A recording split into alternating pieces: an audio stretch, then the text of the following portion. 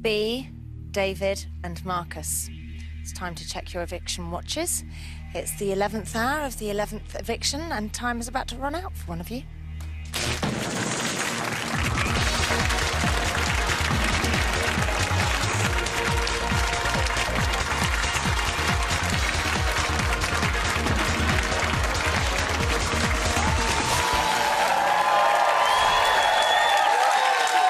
Okay, welcome back to the 11th eviction of Big Brother 2009. Hi.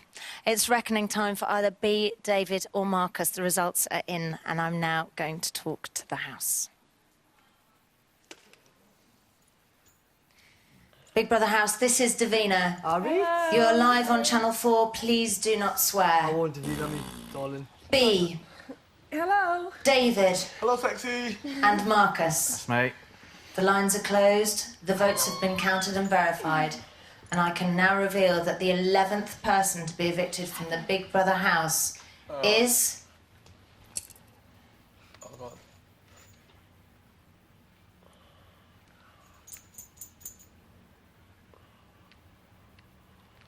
B.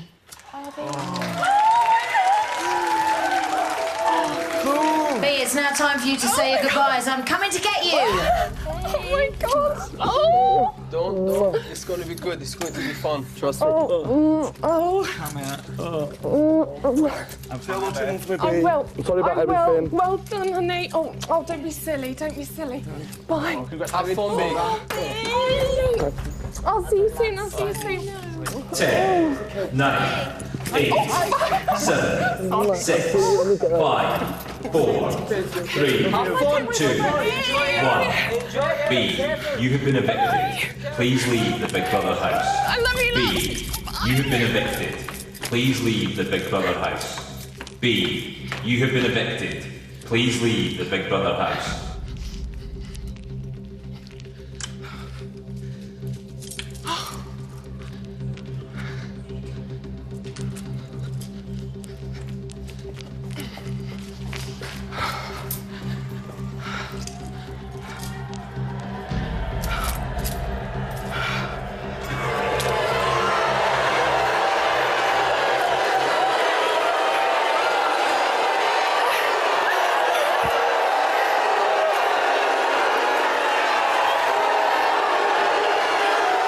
Ladies and gentlemen, it's me!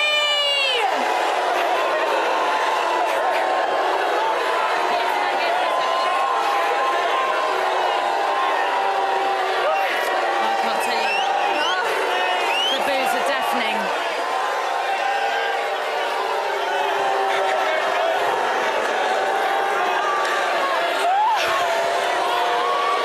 That is the series first uni boo. Literally, no cheers.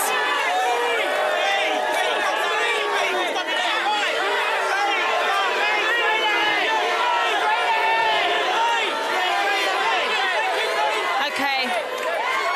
You've deposed Queen Bee. I imagine she's not going to hold back. Join me for a total bitch fest after the break.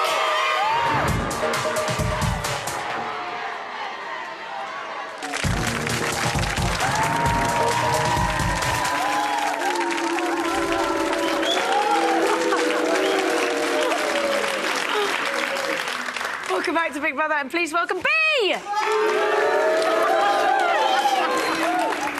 It's like panto now, honestly. Joining me tonight is shooting star Ulrika Johnson and psychologist Emma Kenny. So, B, really, you know, harsh boos you got out there. You've had boos in here. Have you got any idea why that might be? Is it because of Freddie and his getting upset under the duvet? I think that might be a small part of it, but it's a small cog in a large wheel, methinks. Oh God! I think really? it will all become clear. But what was that like for you leaving? Because I think it would be I'd dread leaving to that kind of. Well, no, it's all right. Reception. You know, it's just gotta get out, haven't you? Yeah, you've got to get out and walk down those stairs and go as fast as you can. I think I didn't expect to go this week, actually. So I was quite Who did you think was calm. gonna go then, I David? thought David was going. Yeah. Do you think the other housemates are shocked? Did they think I David was... think they might be a bit shocked. OK, Ulrika, what did you make of B? Oh, gosh.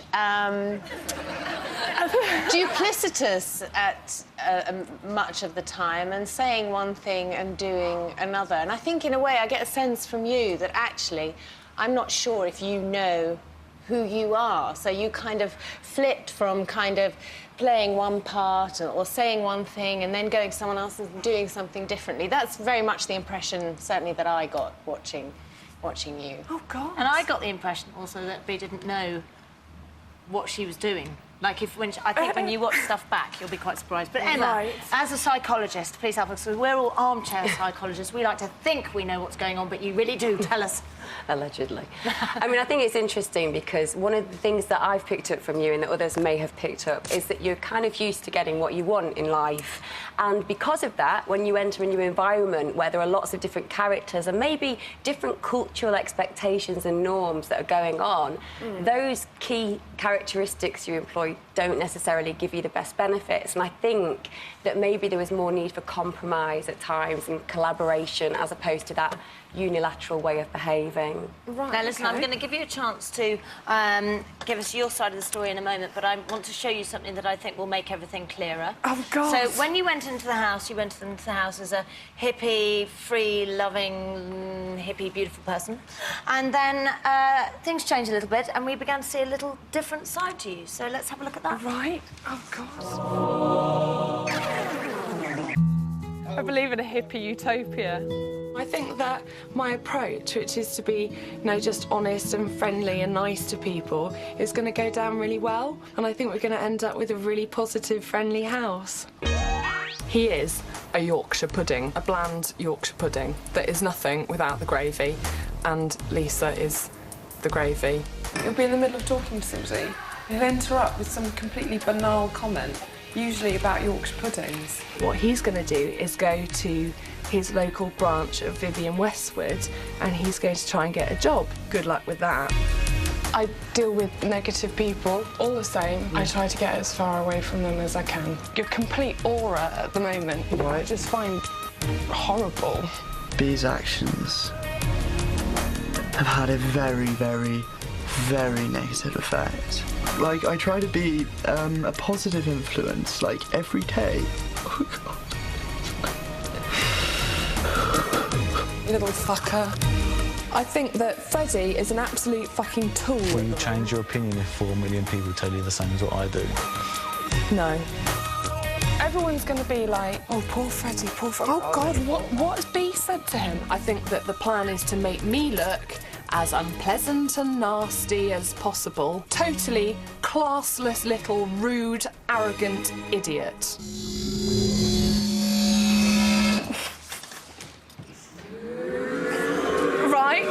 Go on. Have you got anything to say for yourself? Well, I am a multifaceted person. And I think I would say that I'm a woman of extremes. And in that house, you are you're very much in a bubble. And you do sort of lose perspective on things. And I think that whereas, if I was at home with the usual distractions of work and my other friends and, just normal life, maybe I wouldn't have gone from such extremes so quickly because my time would have been, I would have had... Were there moments in there, because, you've got to bear in mind that all the other housemates are in exactly the same position and they're not doing that. Yeah. Were there any times during that you thought, oh, actually, that wasn't great?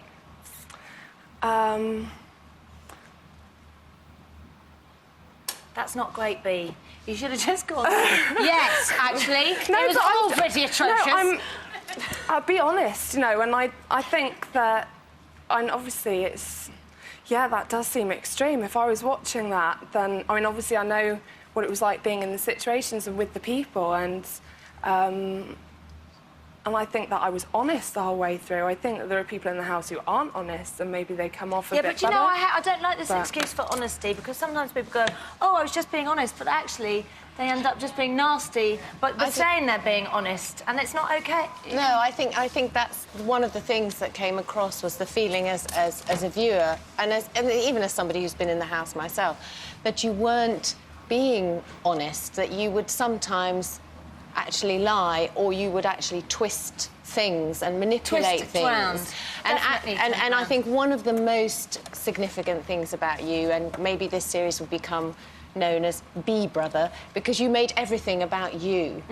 It was all the issues. And Freddie was a perfect This may be example really of that, difficult, wasn't it? I don't know, but I think that if you say that you're honest, I think that that's not the impression that I was left with. Just coming as a bit of a shock to me. Well, it really let's is. talk about Freddie, Okay, right? So first of all, I thought I had such high hopes. I thought it was going to be a fantastic Big Brother romance, because you did flirt with him quite a lot, and you were sitting next to him quite a lot, and he completely fell in love with you. He was in love with you, totally smit. What happened? Was it his humming? Well, yeah, all of a sudden, you know, like, you know, when you live with somebody, suddenly, you know, I've had boyfriends before and I've started living with them, and the things that you love about them suddenly irritate the hell out of you. Yeah, so if you don't And- fancy them, you're Yeah, suddenly well- repulsed. Yes, yeah. And I said from the beginning, Freddie, personality-wise, is exactly bang on the button, the kind of guy that I go for. And I never felt that much spark. I felt like we had loads in common. And then you kind of think, you know, here's a really lovely guy. And You were so mean to him. well, You were mean. he suddenly, after there was that day of rebelling, you know, and they, oh God, what happened now? Yes, they had the rebelling and Siavash, Yeah. and they were going to kind of do... Yeah, and they were sort of, Siavash, Marcus and Freddie were off in the bedroom, and I was spending the rest of the day just sort of outside with everybody else. And all of a sudden there were these ideas that I was being really negative about them. And everything just seemed to change. And the night before, there'd been a funny incident with Marcus and a packet of cigarettes. And when I just looked shocked, you know, I was shocked that he had fags under his bed because he doesn't smoke. No, So- but all of a sudden, it wasn't seemed... just shocked. That was the thing. I mean, I think when you watch it back, it will all become clear. But can I just ask you one question? Were you aware of how much you hurt Freddie? No. I suddenly... Not even when he was going that your voice was having a making panic him attack. anxious. But that came out of nowhere. It really did come out of nowhere. didn't come at least from my point of view. Didn't you see it coming? No, not at all. OK. Listen, Ulrika... And I did think it was melodramatic as well. Because it came out Actually, of nowhere. let's just move on to David. OK. Yeah, let's just move on to David. Now, David, you didn't like, and then you really, really liked, and then you nominated. Yeah. What happened? Well, I just... God, after the comments that you guys have given me, I just didn't feel like David was very honest. Do you know, he was so honest. He was very and honest. he really loved you. And he really liked you. Really, really liked you. Listen, Emma, one of your specialities is child psychology, right? So you specialise in that, and you did point out that B had some childlike behaviour. Could you just explain that to us? I mean, children have two major desires, which is to seek approval and attention.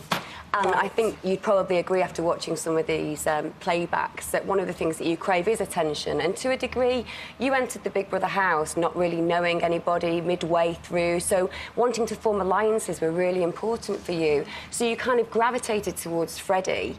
That didn't work out. Then you gravitated towards other people. And so what happened was you almost undermined yourself because people are looking for loyalty. People are looking to be, you know, have good friends in that house. And what you automatically did was say, well, B is not somebody to really trust or feel safe with. And I think that that's what friendship's all about, really. And one of the other ways that she displayed childlike behaviour was when she cried. Can you just talk us through that? Oh, God, the crying. It's so huge for me when I watch you crying. The reason being that two things that you don't display, for example, are tears. So when you watch yourself, you'll notice you're not actually crying physically. There's no physiological reaction. But secondly, you're incredibly eloquent. And the difference between being actually upset and just playing upset is that when we're upset, we just can't gather our thoughts. We can't be completely eloquent and verbal. We're down in our feelings, and feelings are separate to thought, and people can't identify with that. We'll give you an example of that. Here we're looking for no tears and eloquence. So let's have a look. I think you're talking shit. And I start off saying I just don't want to hear it. And I start off being kind of bullshit because that's how I deal with things. Just fuck off and I don't care. But, you know, I've got feelings just like every other person. I was really upset then. You were? I was really upset. And I went to the toilet and I was sitting there sobbing. So if that's accurate, then I'm not aware of that either, because I can genuinely say I don't know how it looks to anybody else, but I remember that evening and I was incredibly upset. I mean, I did remember later on in the evening when you went into the diary room, and I did see a tear, but I hadn't seen a tear for all of the lead up to it, which I mean, I did think was slightly odd to cry without water, but then I do think later on in the evening, I'm sticking up for you here. I know that doesn't sound like it, but I am. Yeah. Now listen, there's one more example we were looking at of childlike behaviour, and that was in the nomination thing with David. Could you just explain that? I mean, I felt quite sad and sorry for you in that situation, because David came over and said, did you nominate for me? And you just went, God, no. Yeah. Oh, God, and that was awful. What you did there was show your vulnerability, because you didn't want to hurt his feelings, and at the same time you were actually showing the rest of the world that you were lying, but it was done without consequential thinking, so it was just avoiding hurting him. And children do that. They just do an automatic reaction to prevent pain, for example. And also a 5-year-old. But actually, we do that? Wouldn't, if somebody asked you off the cuff and you're not thinking and you don't want to hurt their feelings, you'd suddenly go, no, and then afterwards you think, oh, I shouldn't have done that. That was also, and I will say, that was a cowardly thing to do, and I felt cowardly for doing it immediately. It wasn't just, I don't want to upset him. I thought, oh, shit. Because I really did. Earlier that morning, he hadn't looked me in the eye. It'd been really sort of strange conversations, and I just, I thought that... No, earlier that morning, I think he was fine. I think it was just...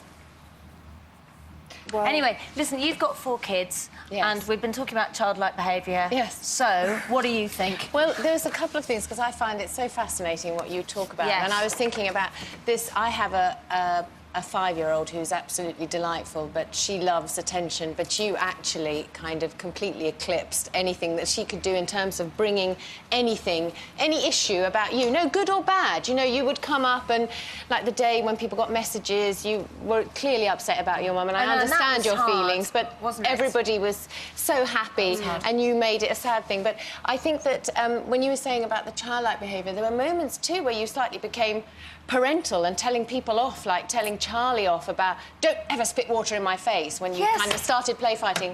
And there was another time when you told, you talked to... water in somebody's face. When you talked to Freddie as well, you talked very much to him like you were his mother. Yes. It is patronising. You silly little boy. It was that kind of thing. That's the feeling that I got. But I also think that sometimes that what happens is that you have a go at somebody, then they get upset, and then you have a go at them getting upset to try and make you look bad. Yeah. You kind of twist it back round without really accepting responsibility for the fact that you'd made them upset. I mean, really, Freddie, all Freddie needed was look, I'm really sorry, Freddie, and I know you really like me, and I'm sorry.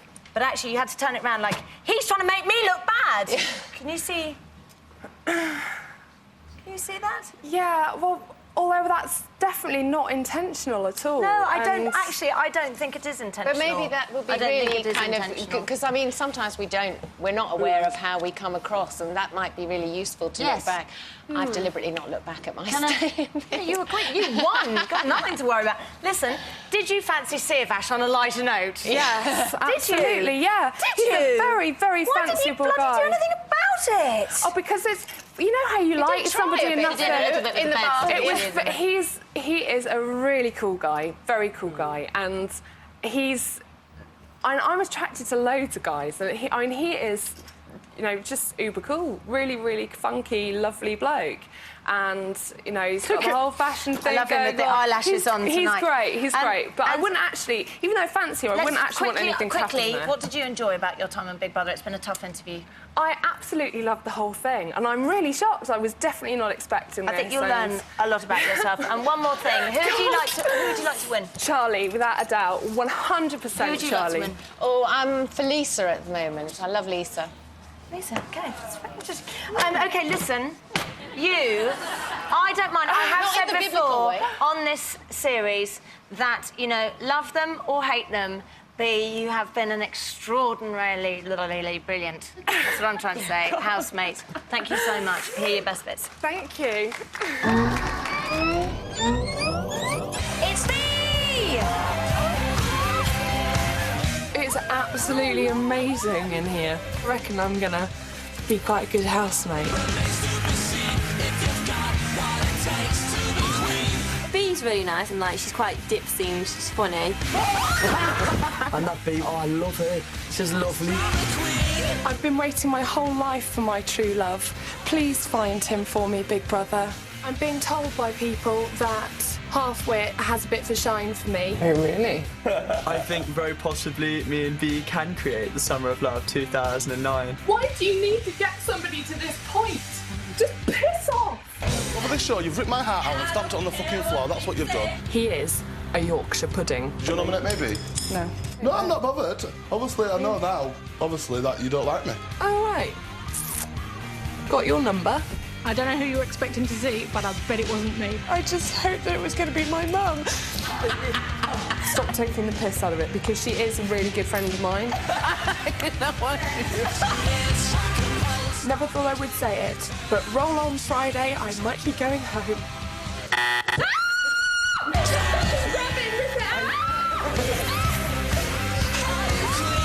I'm not bloody bonkers.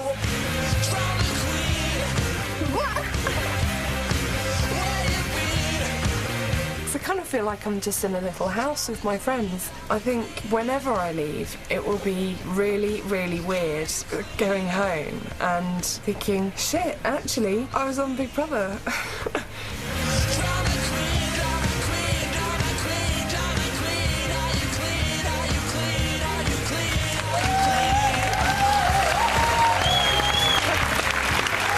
Ladies and gentlemen, B. And I also want to say thanks to our guests, Johnson and Emma Kenny. So that's the end of B, but not for long, as I'll be hauling her over hot coals. Oh, no, listen, it's going to be fine. It's going to be fine. We'll have a laugh. Big Mouth, E4, straight after this. And you can catch the main show tomorrow night at 9 o'clock, Channel 4. Good night. Oh, yeah, bass as well. I never hear this, like, cheers and boos and stuff. Pantomime though, innit, guys? Come on. Yeah, it's not pantomime, though, because people, even if it's... How is it pantomime? People shout it. Where did she do it? Because she didn't do it on the stage out there. She must have done it in the room. Well, it's always there. It's always, like, in the other studio, I think. Yeah, because you could hear just the claps and the cheers. Because it's only, like, few people. And in the latest studio, it's only, like, 30 people, 20 people. But where she's getting into a bit. Yeah, where she's been getting into now as we speak. That's a small studio. It'll be the place where she'll have announced her.